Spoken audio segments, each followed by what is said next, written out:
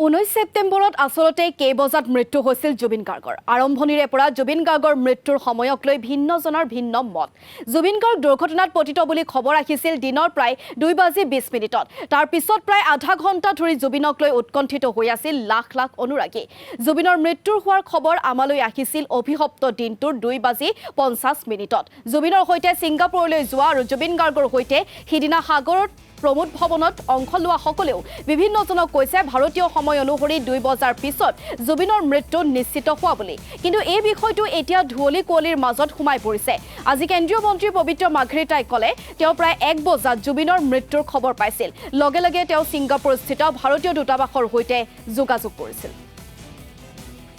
মই